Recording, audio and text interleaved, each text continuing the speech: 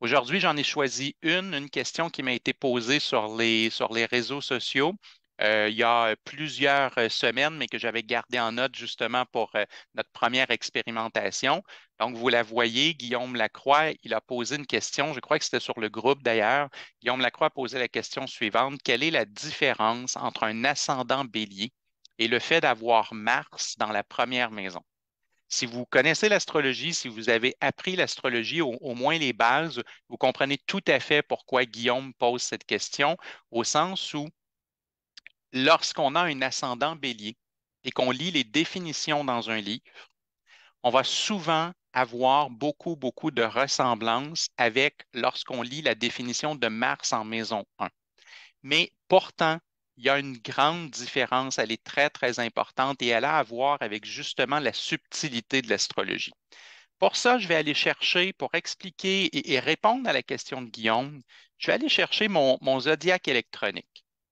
Donc, vous voyez actuellement à l'écran, vous avez sur le zodiaque électronique, vous avez cette illustration d'un ascendant bélier. L'ascendant, là, pour ceux qui ne connaissaient pas du tout l'astrologie, l'ascendant, c'est ce qu'on appelle aussi la maison 1 et ça correspond à l'horizon. Imaginez qu'au moment où est-ce que vous êtes né, il y aurait eu un astrologue qui serait monté sur le toit de l'hôpital et qui aurait regardé en direction de l'horizon est.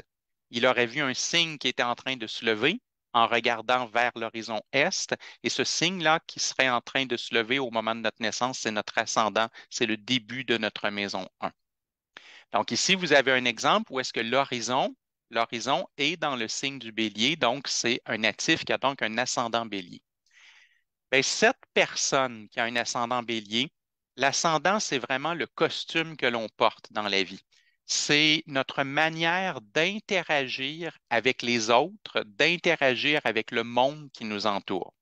Donc, si j'ai un ascendant bélier, ça veut dire que je vais avoir une manière d'interagir avec le monde qui va être fonceur. Je vais avoir un côté téméraire. Je vais être physique. Je vais prendre ma place. Je vais exiger de pouvoir prendre ma place. Donc, physiquement, on va me voir comme quelqu'un qui est fonceur. Dans mon comportement, dans ma manière d'être, on va me voir comme quelqu'un qui est courageux, qui veut aller de l'avant, qui est prêt à bousculer les choses et on va me voir et me percevoir physiquement. Maintenant, Guillaume dit, OK, mais quelle est la différence avec Mars en maison 1?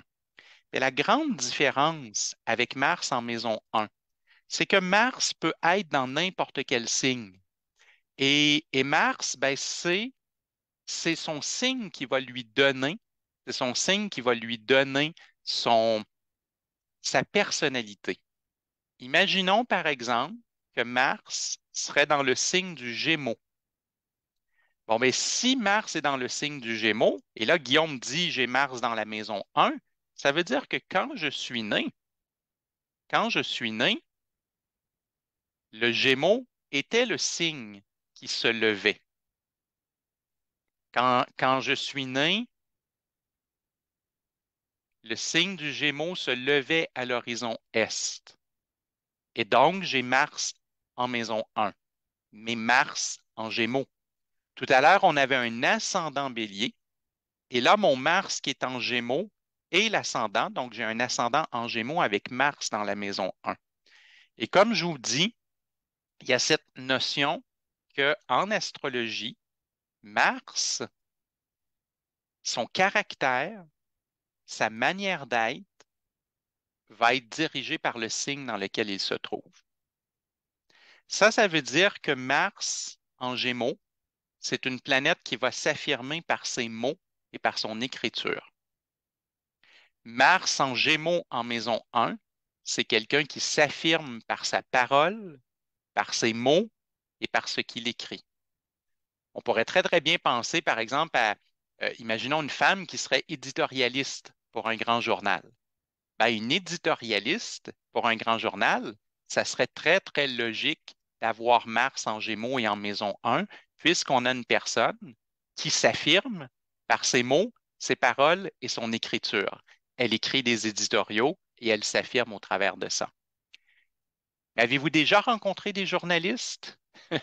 C'est pas tous les journalistes qui sont fonceurs, physiques et téméraires. comme on a parlé tout à l'heure pour l'ascendant Bélier. Il y a certains journalistes qui peuvent être timides.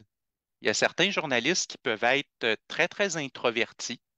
Il y a certains journalistes qui peuvent être des gens qui vont avoir une certaine difficulté à prendre leur place physiquement. Pourquoi? Parce que leur façon de s'affirmer, c'est pas par le corps, c'est pas par les gestes, c'est pas en prenant leur place dans la foule, c'est au travers des mots. Alors, les écrivains, les journalistes sont souvent des gens qui peuvent être effectivement plutôt timides, mais qui vont quand même écrire des choses qui vont bousculer. Et là, ben, vous avez un très, très bon exemple d'un ascendant bélier qui était fonceur, téméraire et très physique, et d'un Mars en maison 1 qui peut être timide et introverti.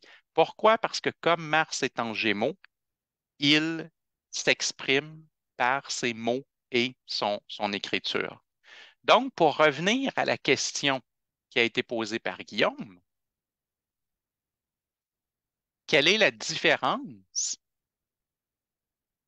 entre un ascendant bélier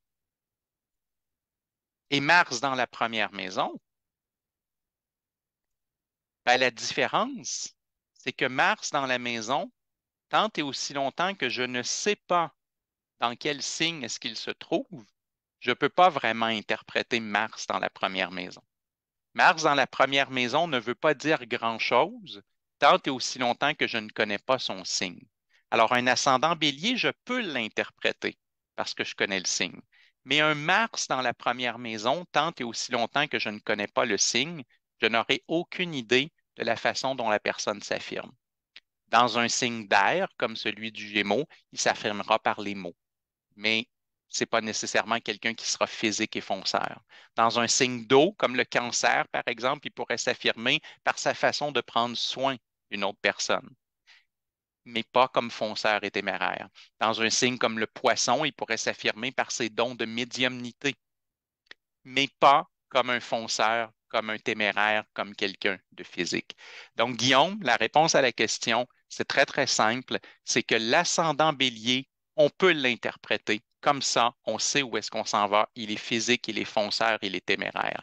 Mais par contre, avoir Mars dans la première maison, tout va dépendre du signe dans lequel se trouve Mars, parce que le signe dans lequel se trouve Mars va nous donner le secteur et la façon et l'endroit où la personne va avoir tendance, ou en tous les cas le mode d'affirmation de la personne.